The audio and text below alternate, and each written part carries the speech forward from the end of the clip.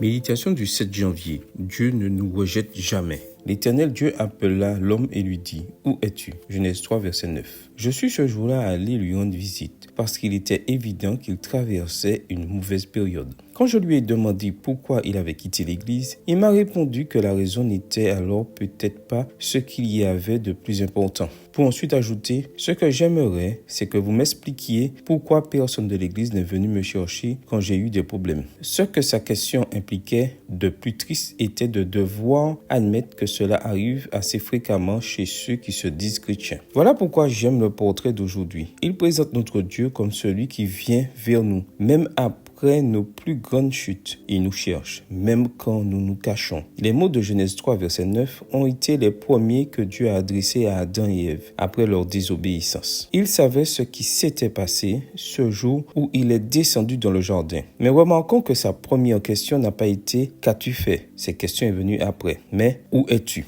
La désobéissance de nos parents, le premier péché commis sur cette planète, n'a même pas fait perdre l'intérêt que Dieu avait pour eux, contrairement à ce que nous faisons parfois en tant qu'individus et même en tant qu'Église. Ici, Dieu s'est montré plus intéressé par l'état de ses enfants que par l'application de la discipline. Nous savons alors que son intérêt n'a à voir ni avec notre comportement, ni avec nos accomplissements. Son amour pour vous va au-delà du bien et du mal. Votre Père vous aime parce que l'amour est l'essence de sa nature. On peine parfois à le croire, mais je vous assure que peu importe ce que vous avez fait hier ou ce que vous faites aujourd'hui, Dieu vous aime. Vous pouvez passer par la pire période spirituelle et même désirer que Dieu ne s'approche pas de vous. Vous ne pourrez pas l'empêcher, même si vous vous cachez comme l'ont fait Adam et Ève. Il ira à votre recherche. Il sera toujours près de vous, essayant d'attirer votre attention vers son retour. Dans un monde où nous préférons être en compagnie de personnes qui ont une bonne situation et dont la vie est en ordre, savoir que Dieu ne nous laisse pas le jour où nous le décevons ou chutons et qu'il ne nous rend pas l'appareil quand nous nous cachons de sa présence est une bonne nouvelle. Amen.